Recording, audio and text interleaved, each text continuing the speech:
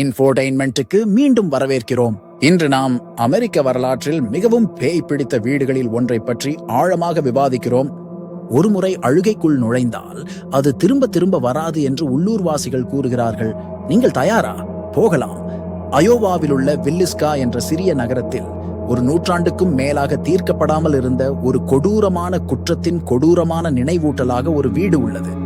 இது வில்லிஸ்கா கோடாரி கொலைகள் மற்றும் அதை தொடர்ந்து நடந்த பேய்களின் கதை.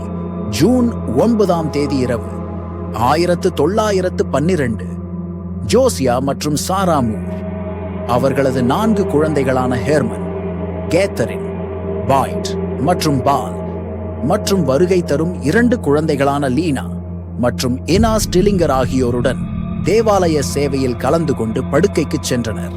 காலையில் அவர்கள் அனைவரும் இறந்துடுவார்கள். ஜூன் 10 மூர் குடும்பம் மற்றும் அவர்களது இளம் விருந்தினர்களின் உடல்கள் கண்டுபிடிக்கப்பட்டன. அவர்கள் தூங்கும் போது கோடரியால் கொடூரமாக கொல்லப்பட்டனர். கொலையாளி பிரேத பரிசோதனையில் பாதிக்கப்பட்டவர்களின் முகத்தை துணியால் மூடி கொலை ஆயுதத்தை கண்முன்னே விட்டுச் சென்றதை கொடூரமான குற்றக்காட்சி காட்டுகிறது. ஒரு முழுமையான விசாரணை மற்றும் ஏராளமான சந்தேக நபர்கள் இருந்த போதிலும் வழக்கு குளிர்ச்சியாகி வில்லிஸ்கா நகரத்தை அதிர்ச்சியிலும் அச்சத்திலும் ஆழ்த்தியது. பல ஆண்டுகளாக சோகம் நிகழ்ந்த வீடு பேய்கள் என்று புகழ் பெற்றது. பார்வையாளர்கள் மற்றும் அமானுஷ்ய ஆர்வலர்கள் விசித்திரமான சத்தங்கள் மற்றும் குளிர்ந்த இடங்கள் முதல் தோற்றங்கள் மற்றும் உடலற்ற குரல்கள் வரை பல்வேறு விசித்திரமான நிகழ்வுகளை புகாரளிக்கின்றனர். மூர் குடும்பம் தங்கள் இறுதி மாலையை கழித்த வாழ்க்கை அறை அடிக்கடி காலடி சத்தங்கள் மற்றும் தொலைதூர சிரிப்புகளுடன் எதிரொலிக்கிறது.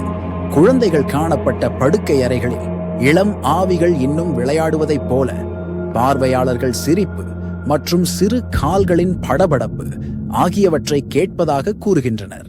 இந்த வீடு 20ஆம் நூற்றாண்டின் முற்பகுதியில் ஒரு நேர காப்சியூல் ஆகும். அசல் தள பாடங்கள் மற்றும் குழந்தைகளுக்கான பொம்மைகள் இன்னும் சிதறி கிடக்கின்றன. இந்த பொருள்கள் கடந்த காலத்தின் ஆற்றலை கொண்டிருப்பது போல் தெரிகிறது. இது விவரிக்க முடியாத நிகழ்வுகளை தூண்டுகிறது. கொலையாளியின் மறைவிடமாக சிலரால் நம்பப்படும் மாடி குறிப்பாக அமைதியற்றது. இங்கு துணிச்சலுடன் ஈடுபடும் துணிச்சலானவர்கள் தாங்கள் பார்க்கப்படுவதைப் போல ஒரு கனமான அடக்குமுறை உணர்வை விவரிக்கிறார்கள். வில்லிஸ்கா ஆக்ஸ் மர்டர் ஹவுஸ் கற்பனைக்கு எட்டாத திகிலின் ஒரு இரவின் அமைதியான நினைவு சின்னமாக நிற்கிறது. ஜோஷியா, சாரா மற்றும் குழந்தைகளின் ஆவிகள் நீடிப்பதாக தெரிகிறது. அவர்களின் இருப்பை பார்க்க துணிந்தவர்கள் உணர்ந்தனர்.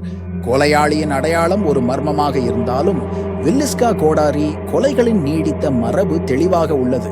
கடந்த காலத்துடன் இணைக்கவும் விவரிக்க முடியாதவற்றை புரிந்து கொள்ளவும் விரும்புவோருக்கு வீடு ஓர் இடமாக மாறியுள்ளது. வில்லிஸ்கா ஆக்ஸ் மர்டர் ஹவுஸ் அமெரிக்காவின் மிகவும் மோசமான பேய் இருப்பிடங்களில் ஒன்றாக உள்ளது. 1912ஆம் ஆண்டின் சோகமான நிகழ்வுகள் வில்லிஸ்கா நகரத்தில் ஒரு அழியாத அடையாளத்தை விட்டுச் சென்றன, மேலும் அதன் கதையை கேட்பவர்களை கவர்ந்து பயமுறுத்துகின்றன. அமெரிக்காவின் மிகவும் பேய் வீடுகளில் ஒன்றான இந்த பயணத்தில் எங்களுடன் இணைந்ததற்கு நன்றி. வில்லிஸ்கா கோடாரி கொலைகளின் கதை கடந்த காலத்திய திரையையும் மறைய மறுக்கும் வரலாற்றின் எதிரொலிகளையும் நமக்கு நினைவூட்டுகிறது.